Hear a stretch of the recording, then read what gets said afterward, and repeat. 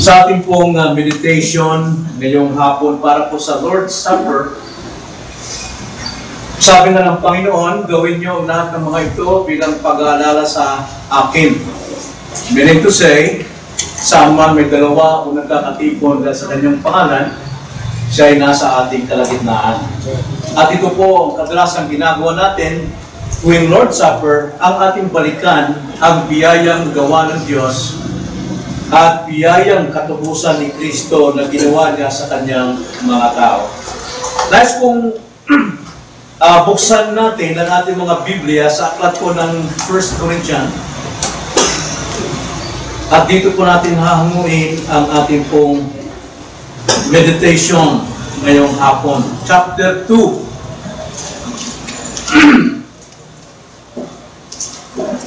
Chapter 2, 1 Corinthians, verse 2. Chapter 2. Nandiyan na po tayo. Ganito po ang pagkakasabi. Sapagkat aking ipinasyang walang anumang malaman sa gitna ninyo, maliban na si Kristo Jesus at siya na ipinako sa krus. Gusto kong mag-focus dito po sa paksang ang pagkakapako ni Kristo bilang isang apostol at sa ating panahon mga ngaral ng Ebanghelyo.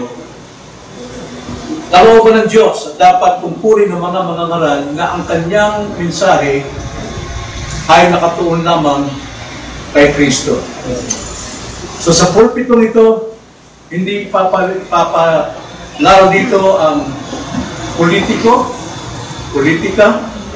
hindi ang testimonyo o buhay ng pastor, hindi ang mga nagagawa ng pastor, hindi ang kanyang mga accomplishments, kundi ang sabi ni Paul, maliban na si Jesucristo lamang.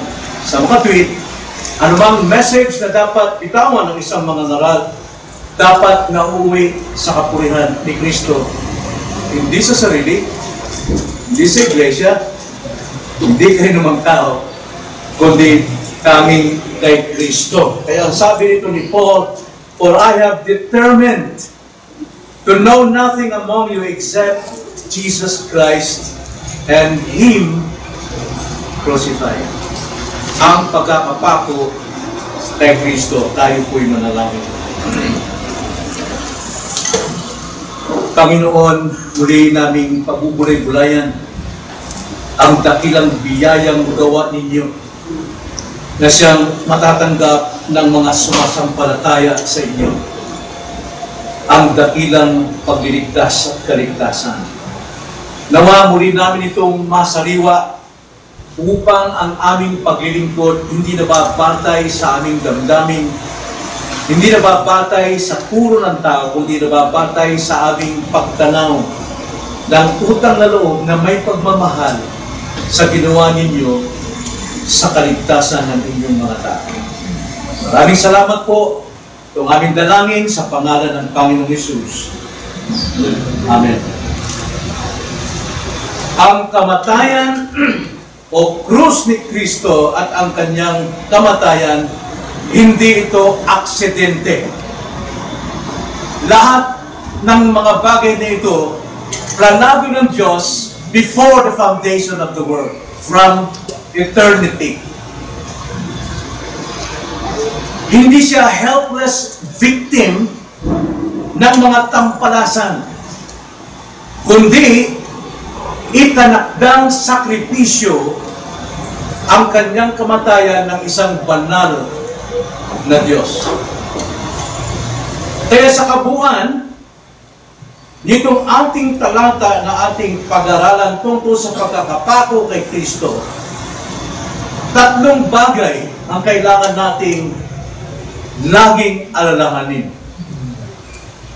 Una, ang pagkakapako ni Kristo sa krus ay ipinlano ng Diyos.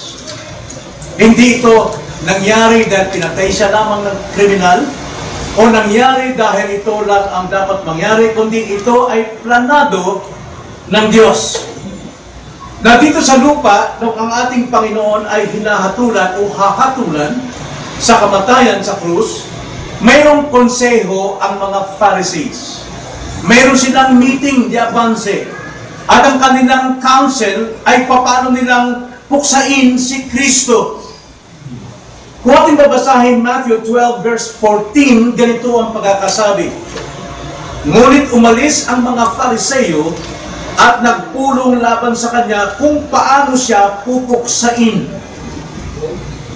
Sa tingin ng tao, sa tingin ng mga religious people na ito, nasa kanilang kamay ang pagtatagda ng kamatayan ni Kristo.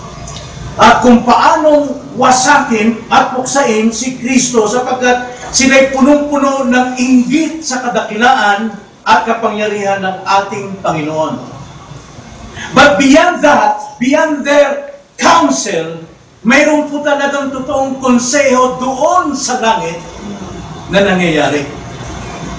Mayroon pong pagtatakda doon sa langit mula sa eternity, itinakda anumang mangyayari sa magiging kamatayan ng ating Panginoon.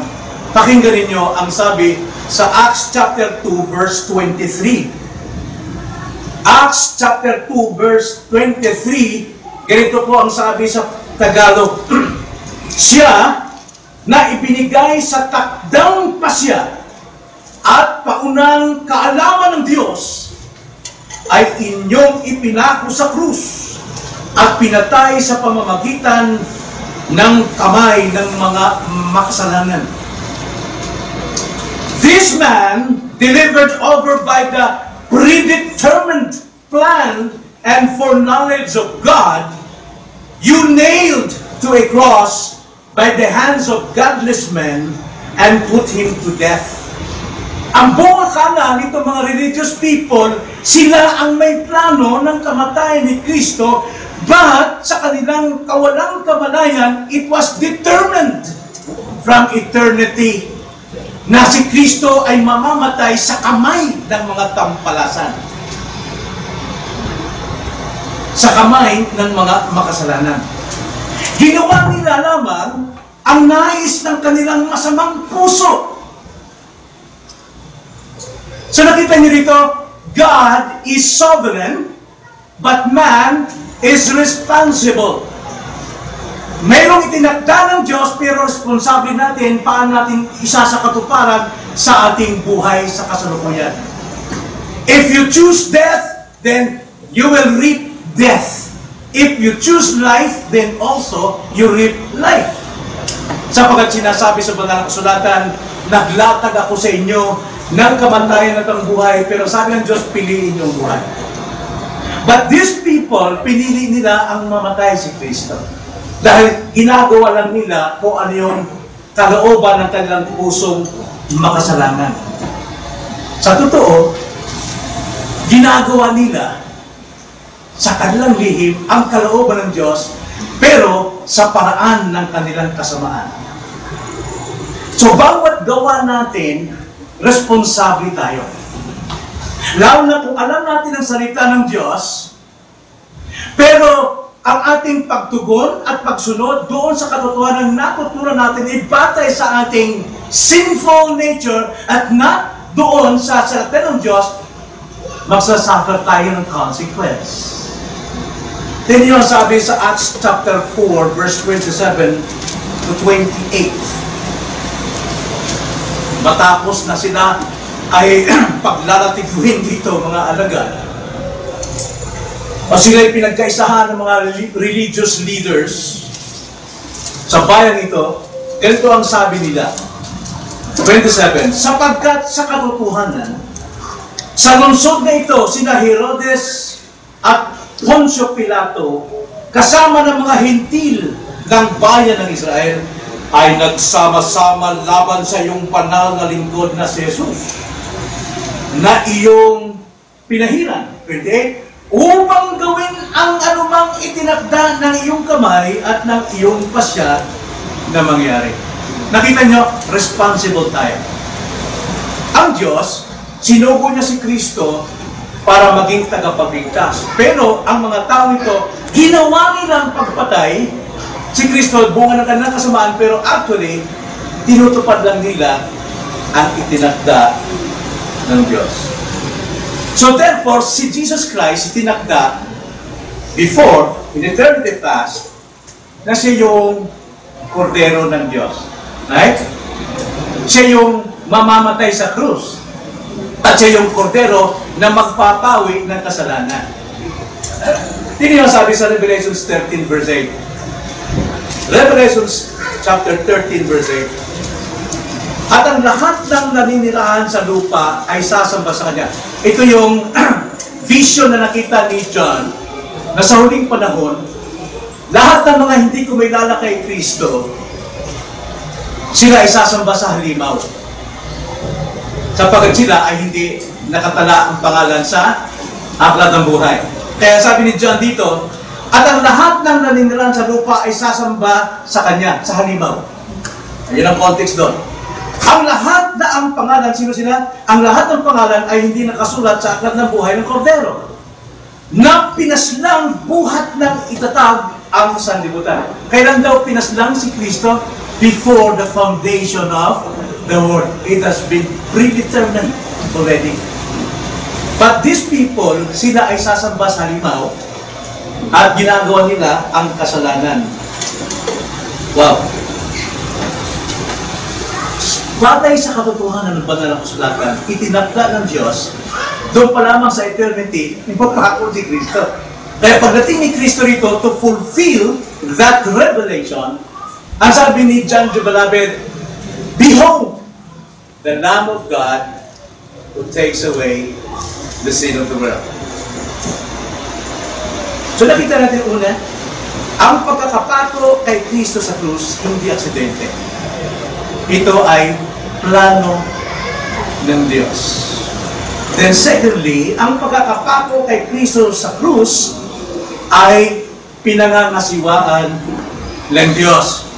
Controlled by God. Hindi si Pilato ang nangasiwa dito para hukman si Kristo. Ang sinasabi ni Pilato, siya may kapangyarihan para patayin si Christ. Pero agad kinuwid ni Christ, no, hindi ka. Hindi ka. Ito yung basahin natin ang John chapter 19, verse 10 to 11. Ganito ang sabi. Kaya't sinabi sa kanya ni Pilato, si Jesus Christ, kaya't sinabi sa kanya ni Pilato, kay Kristo, ayaw mong makipag-usap sa akin? Hindi mo ba alam na ako'y may kapangyarihang ikaw ay pakawalan at may kapangyarihang ikaw ay ipako sa krus? Is that so? Meron na siyang kapangyarihan magpako kay Kristo at magpakawala? Eh gayong sinabi sa Acts 2:23, it was predetermined. Tinakda ng Diyos.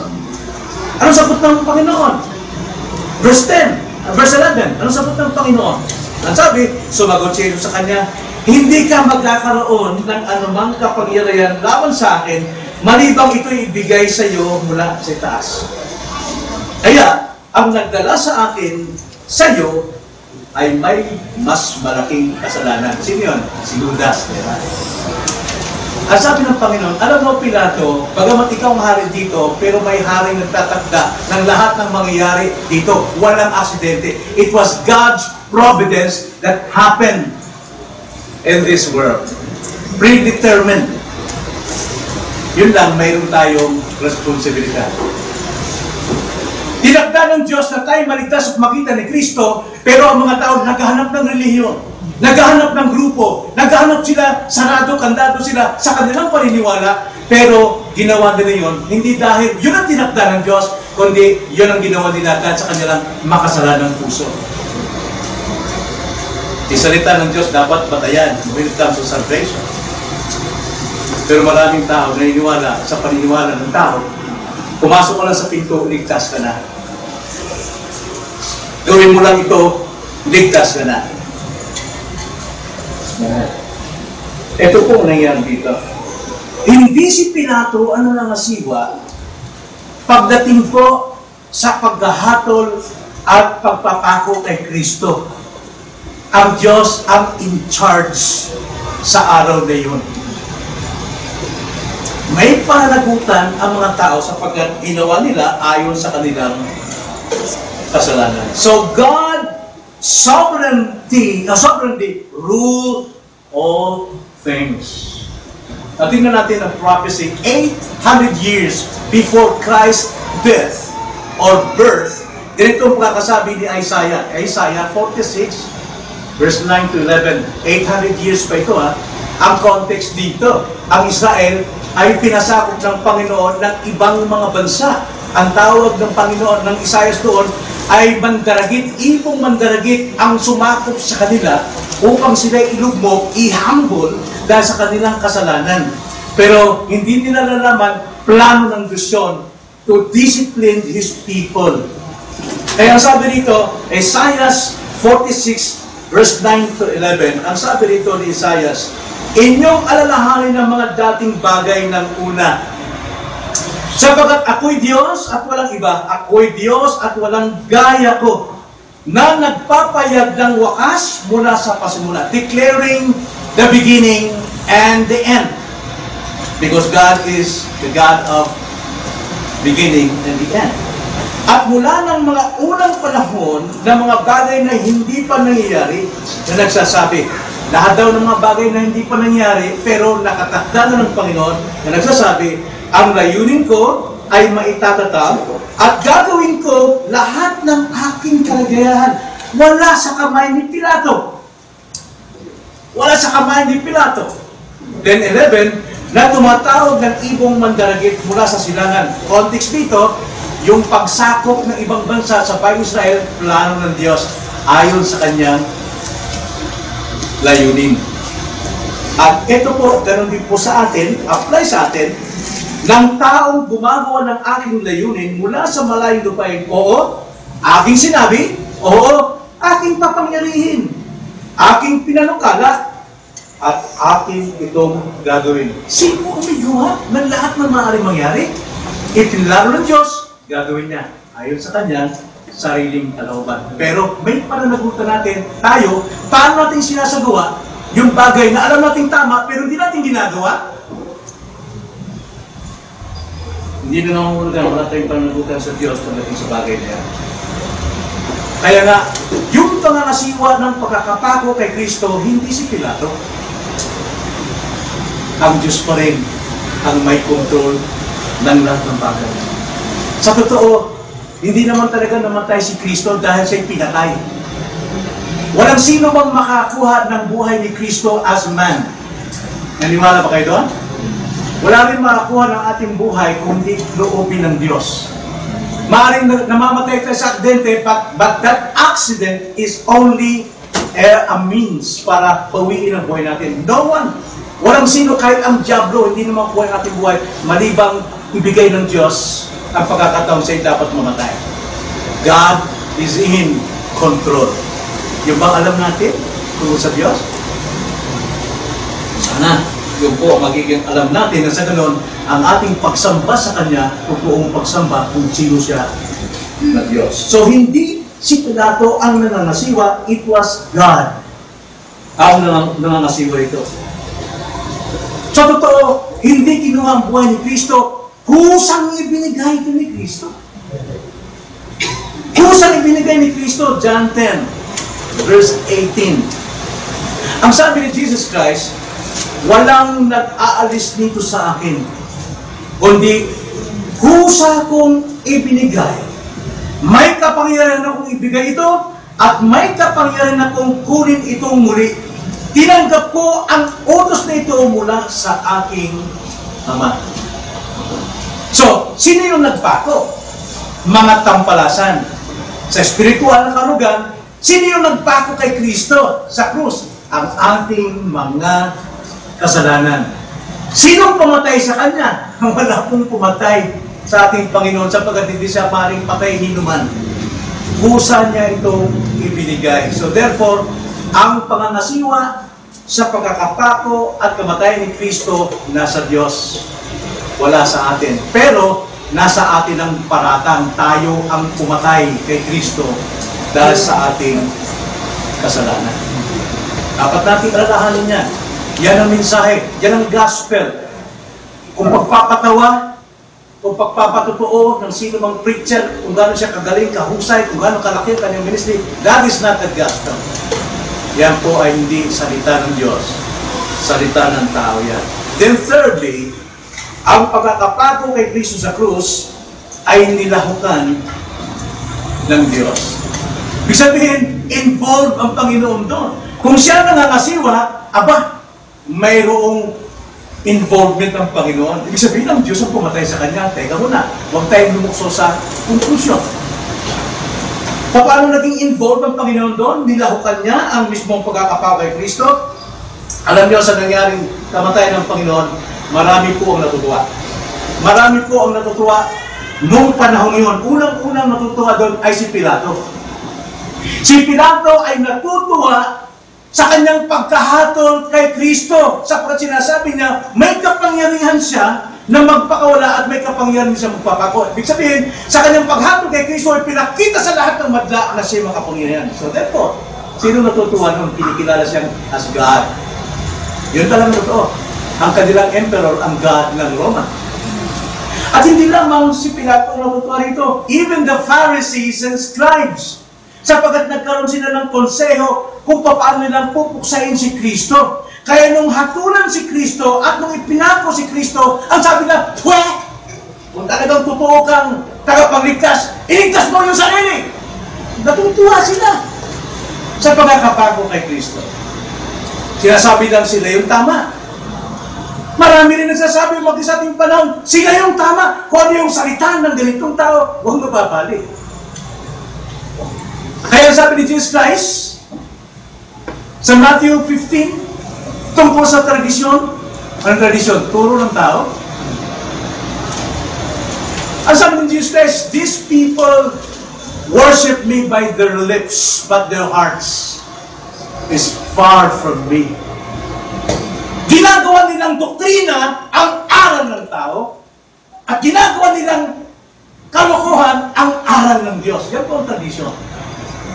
Kung ikaw ay sampalataya doon sa takapagturo mo, tiyakin mo kung yun ay turo ng Diyos.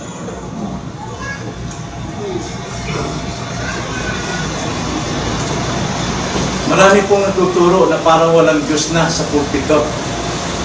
Pero dito pinapakita sa atin, even sa kamatayan ni Kristo, maraming natutuwa.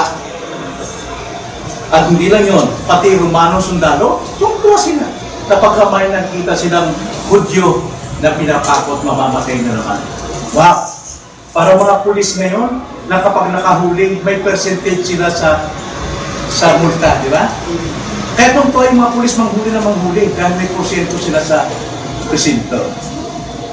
Ito mga sundalong ito, kala lang may porsyento sila sa pagkakapako kay Kristo. Kaya tungkol sila, kapag may napapakong isang Hudyo, kita sila. Kita sila. Pero higit sa lahat, may natutuwa na higit sa kanilang katuwaan. Sino yun? Ang Diyos. Bakit ko? Basahin natin. Isaiah 53, verse 10. 800 years before Christ's birth, nakikita natin, nilayo na ng Panginoon na mamatay si Kristo sa krus.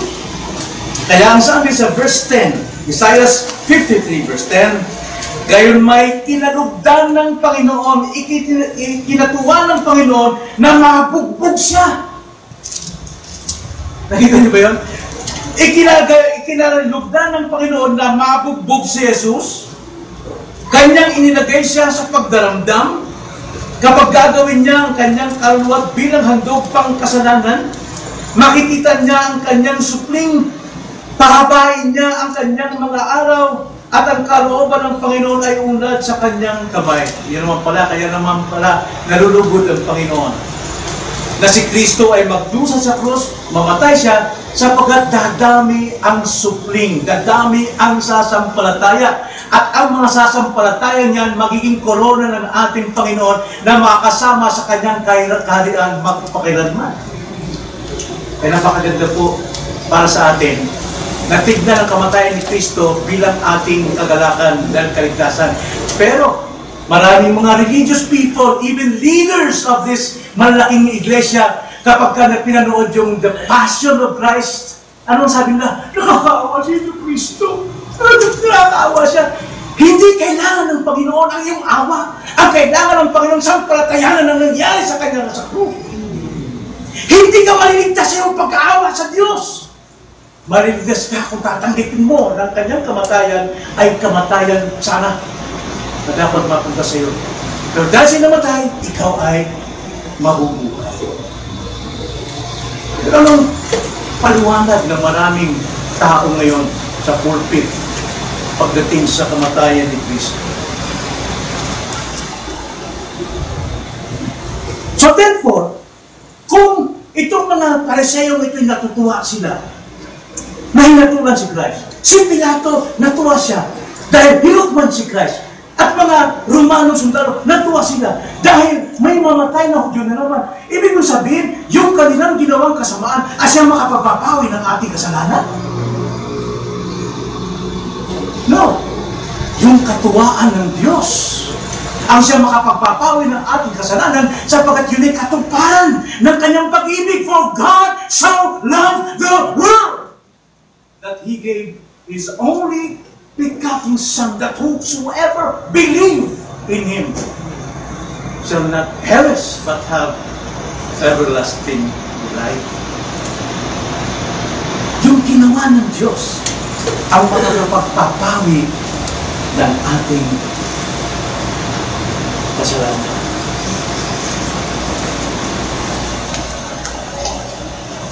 Alam mo, madalas na natin paliwanag sa atin, no? The doctrine of imputation, ang doktrina ng pagparatang. Pag sinabi kong walang kasalanan, hindi ka talaga maliligtas. Paano ba naging makasalanan ng isang tao? Paano naging makasalanan ng isang tao? Seryo? Dahil sa ating mga actual sin? Of course, yun doon tayo hatulan. Pero, paano tayo naging makasalanan para gumawa ng kasalanan? It was by imputation sa kasalanan ni Adan.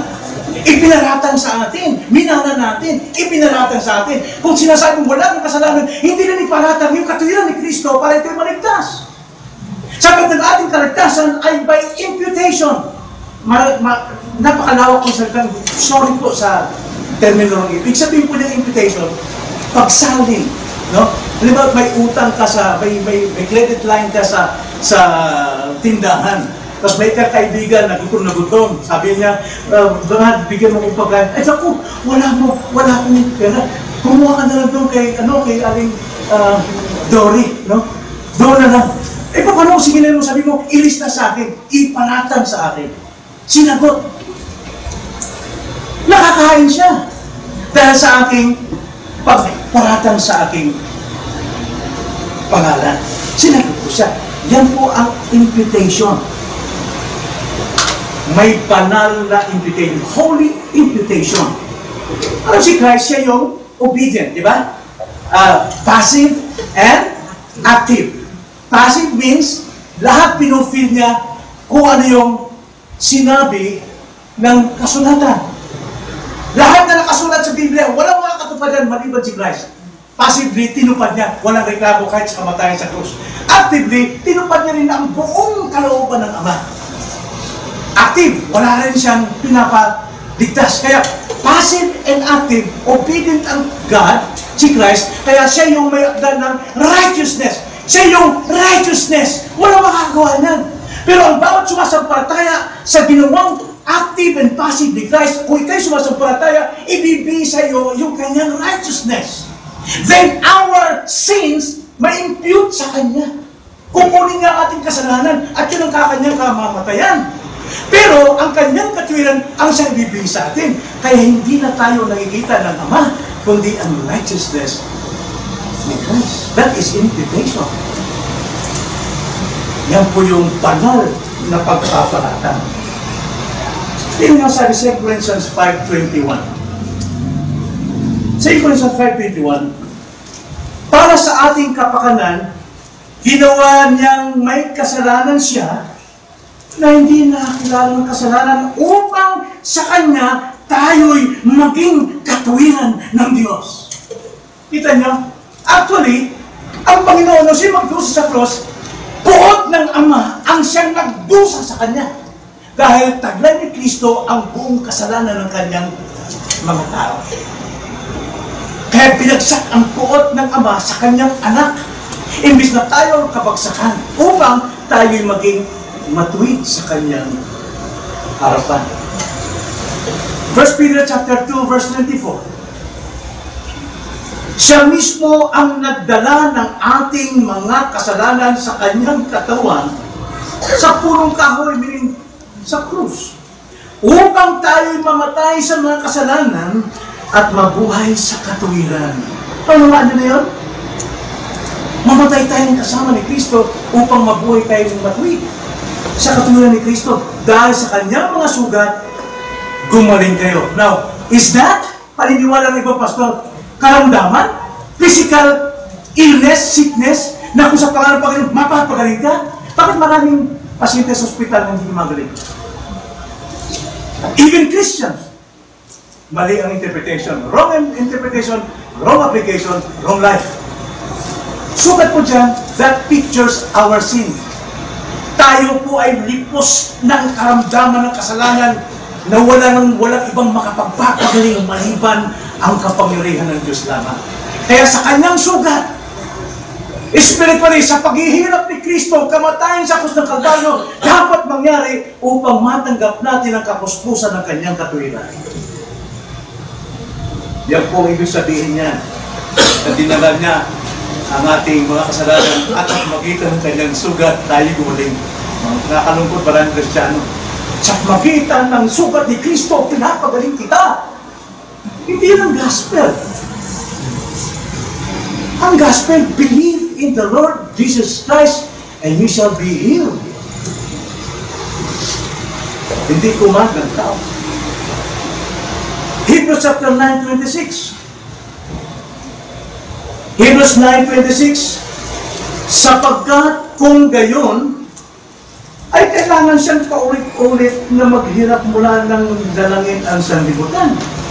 Subalit ngayon, minsanan siyang nahayag sa katapusan ng panahon para sa pag-aalis ng mga kasalanan sa pamamagitan ng pag-aalay ng kanyang sarili. Once and for all. Once and for all. So, ang sabi sa Galatians 6:14, let us glorify Christ dahil sa kanyang kabutihan. So, ano ibig sabihin ng pagkakapako ni Kristo? Tatlong bagay po dapat natin makita dyan. Una, ang pagkapako kay Kristo ay ipinlano ng Diyos.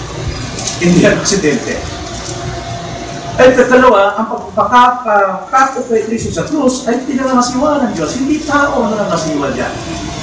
Tulad ng pagpapako ngayon sa Mabalacat, Pampanga ba yun? Mabalacat ba yun? Saan ba yun? Para daw mabawasan ka ng kasalanan. Man-made yan. Yan ay isang paglabastangan sa ginawa ni Kristo. Dahil ang ginawa ni Kristo, minsan magpakailanman. Hindi na pwedeng ulitin, hindi naman. At ikatlo, ang pagpapako kay Kristo ay nilaw pa ng Diyos. God is in control. So ano pong mga pahulugan nito sa ating buhay? Sa ating pong yung pag-take ng Lord's Supper, binabalik natin ang dakilang pagliligtas ng Diyos at katubusan ni Kristo. Kung ang kaligtasan, nabuwan, kung ang kaligtasan ay pinilano ng Diyos, pinangangasiwaan ng Diyos, nilahukan ng Diyos, ito'y sulong gawa ng Diyos. Walang bahagi ang tao. Ano ang mga kaligtasan? Bakit sinabing grace? Dahil unang ipinlano ng Diyos, pinangasiwa ng Diyos, nilahukan ng Diyos, siyang lahat ay gumawa ng kaligtasan. May walang bahagi ang tao. Ngayon, kung ito ay gawa ng Diyos, biyaya ito. Biyaya. Sabi pa, dakuling grasya sa Ginoo. Grasya na ni, usan ni kahatag sa mga taong dili angay hatagan. Grasya. Ngayon, kung grasya ni, ang buhat sa Ginoo, ang kamatayan ni Kristo, mausap ang atong kaluwasan. Sorry, nagsaya ako.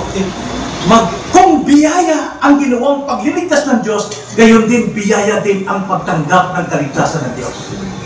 Hindi pinagtatrabuhan, hindi ang iyong panampalataya ang makapagliligtas, dahil ang tagapagligtas natin ay si Kristo, hindi ang panampalataya. But faith, ito yung kamay para tanggapin ang kaligtasan. Pero saan galing yung kamay na yun, faith na yun? Ito yung bunga ng new birth, born again.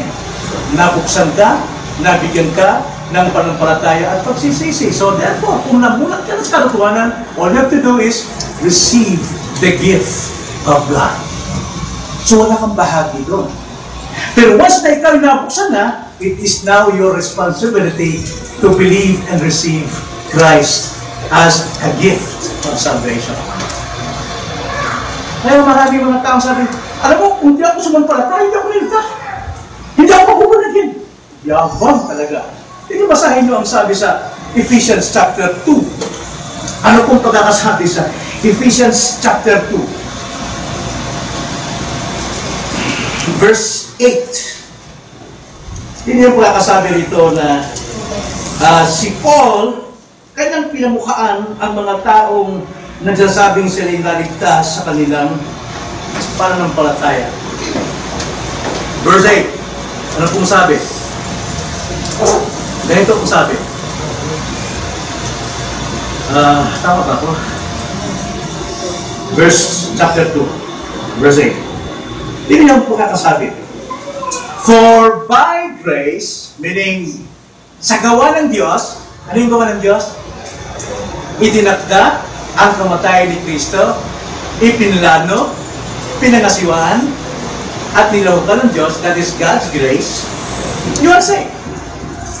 You have been saved. Doon kayo naligtas eh. Gawa ng Diyos yun. Through faith. Saan nagmumula yung faith? Patay ka dati sa kasalanan, binuhay ka sa pamagitan ng regeneration or new birth, at kasama sa regeneration, this is the understanding and the talking. Faith and repentance. So therefore, ang sabi dyan, through faith, and that not of yourselves. Napakalinaw po dyan. The grace of salvation, even our faith, is not of ourselves. So sabi dyan, it is the gift of God, not as a result of works, so that no one may boast. Walang sino maaaring magmalaki. Kaya ang kaligtasan, hindi yan pinagmamayabang. Kundi kaligtasan, it makes you humble before God. It makes you humble before God. Nothing in my hand I bring, only to the cross I cling. Wala talaga tayo eh. Ang taglay natin ay kasalanan lamang. Pero because of God's grace, we are saved. Kaya kung ito'y biyaya ng Diyos, yung pagliligtas ng Diyos, biyaya, natural biyaya din yung ating pagtanggap ng kaligtasan. Ito ay malaking kahabagan ng Diyos sa atin. Nawa po ngayong hapon, yun ang matanim sa iyong puso na kaligtasan, katotohanan. Marami po ang nagsasabing mga quote-and-quote sa iba't ibang grupo. Pari-pari mo naman. Iisa lang naman ang ating Diyos. But there's only one God and one Savior. Pero paano mo ito pinamumuhay? Sabi nila, okay lang din nun. Different ng ating God. Okay ba na? Sapagat ang Diyos ko ay banal. At anumang hindi banal ay hindi ko pwede sa Kanya. Ang Diyos ko pwede kami magsinungaling. Nahihila ko ng tulakila ko Ang Diyos ko, natuturo na maging tapat. Ang Diyos ko, hindi naman talaga pinipilit yung Sabbath day. Kaya ba yung Diyos mo kaysa Diyos ko? Dahil ang sabi sa 4th commandment, make the Sabbath holy. Kaiba. Kaibang Kristo yan. Kaibang Diyos yan. Dapat nating ma-realize sino ang Diyos na ating sinasamba. Sino ang Diyos na ating kinikilala. Sino ang Diyos ang ating tagapagligtas. Sundan natin. Ngayon po, tayo ay lalahok sa alaala ng ating Panginoon. Siya nasa kasama natin at ang ipinaalala sa atin ay yung kanyang pagkakapako sa krus. Sana ito maging diwa sa atin. Pero hindi ko sinasabi na hindi tayo nagkakasala. Nagkakasala pa rin tayo. Sapagkat wala pa tayo doon. Nandito po tayo sa lupa. Now and not yet. Kaya naman, ang sabi sa 1 John 1:9, if you confess your sins. Ano yung mga sins na yun? Bakit S? Meaning to say plural. Ibig sabihin yung ating mga actual sins. Kapag the wages of sins is death.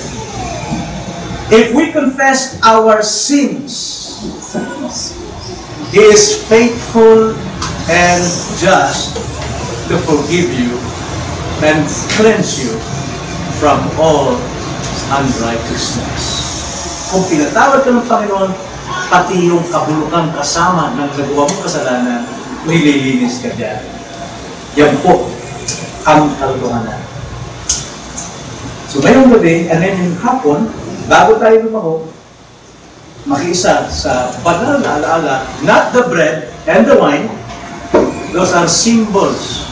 Hindi yan makapagliligtas, hindi yan makapaglilinis sa inyong kasalanan, kundi yung message about the blood and the crucifixion of Christ. Yan ang totoong nakapagliligtas at nakapagpatawad. So yun ang ating lagay sa ating isipan. Na kung mayroon tayo nagagawa kasalanan ngayon, atin munang itulog sa Diyos. Huwag natin hayaan na ito'y maging hadlang sa ating pakikibahagi ng banal na alaala nito ng ating Diyos. Tinatawagan ko lahat na lumapit sa Panginoon Diyos na mayroong pagsisisi sa mga kasalanan. Tayo manalangin.